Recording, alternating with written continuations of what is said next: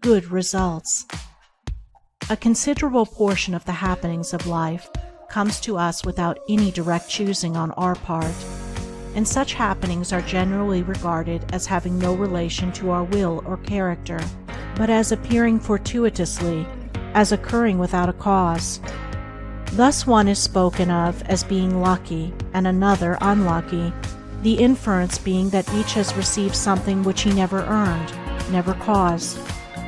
Deeper thought and a clearer insight into life convinces us, however, that nothing appears without a cause, that cause and effect are always related in perfect adjustment and harmony.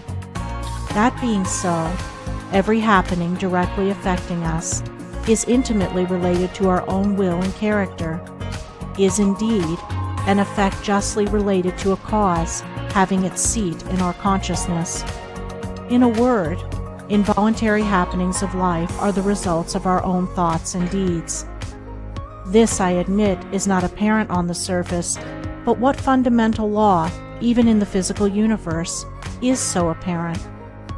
If thought, investigation, and experiment are necessary to the discovery of the principles which relate one material atom to another, even so are they imperative to the perception and understanding of the mode of action which relate one mental condition to another. And such modes, such laws, are known by the right doer, by him who has acquired an understanding mind by the practice of true actions. We reap as we sow. Those things which come to us, though not by our own choosing, are by our own causing. The drunkard did not choose the delirium tremens or insanity which overtook him, but he caused it by his own deeds. In this case the law is plain to all minds, but where it is not so plain, it is none the less true. Within ourselves is the deep-seated cause of all our sufferings, the spring of all our joys. Alter the inner world of thoughts, and the other world of events will cease to bring you sorrow. Make the heart pure, and to you all things will be pure, all occurrences happy and in true order. Within yourselves deliverance must be sought. Each man his prison makes. Each hath such lordship as the loftiest one's. Nay, for with powers above, around, below, as with all flesh and whatsoever lives, act maketh joy or woe. Our life is good or bad, enslaved or free, according to its causation in our thoughts. For out of these thoughts spring all our deeds, and from these deeds come equitable results. We cannot seize good results violently, like a thief, and claim and enjoy them, but we can bring them to pass by setting in motion the cause within ourselves. Men strive for money, sigh for happiness, and would gladly possess wisdom, yet fail to secure these things, while they see others to whom these blessings appear to come unbidden. The reason is that they have generated causes which prevent the fulfillment of their wishes and efforts. Each life is a perfectly woven network of causes and effects, of efforts or lack of efforts, and results, and good results can only be reached by initiating good efforts, good causes. The doer of true actions, who pursues sound methods, grounded on right principles, will not need to strive and struggle for good results. They will be there as the effects of his righteous rule of life. He will reap the fruit of his own actions, and the reaping will be in gladness and peace. This truth of sowing and reaping in the moral sphere is a simple one, yet men are slow to understand and accept it. We have been told by a wise one that the children of darkness are wiser in their day than the children of light. And who would expect, in the material world, to reap and eat where he had not sown and planted? Or who would expect to reap wheat in the field where he had sown tares, and would fall to weeping and complaining if he did not?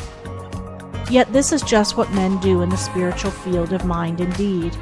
They do evil and expect to get from it good, and when the bitter harvesting comes in all its ripened fullness, they fall into despair and bemoan the hardness and injustice of their lot, usually attributing it to the evil deeds of others, refusing even to admit the possibility of its cause being hidden in themselves, in their own thoughts and deeds. The children of light, those who are searching for the fundamental principles of right living, with a view to making themselves into wise and happy beings, must train themselves to observe this law of cause and effect in thought, word, and deed, as implicitly and obediently as the gardener obeys the law of sowing and reaping. He does not even question the law. He recognizes and obeys it. When the wisdom which he instinctively practices in his garden is practiced by men in the garden of their minds, when the law of the sowing of deeds is so fully recognized that it can no longer be doubted or questioned, then it will be just as faithfully followed by the sowing of those actions which will bring about a reaping of happiness and well-being for all. As the children of matter obey the laws of matter, so let the children of spirit obey the laws of spirit, for the law of matter and the law of spirit are one, but they are two aspects of one thing, the outworking of one principle in opposite directions. If we observe right principles or causes, wrong effects cannot possibly accrue.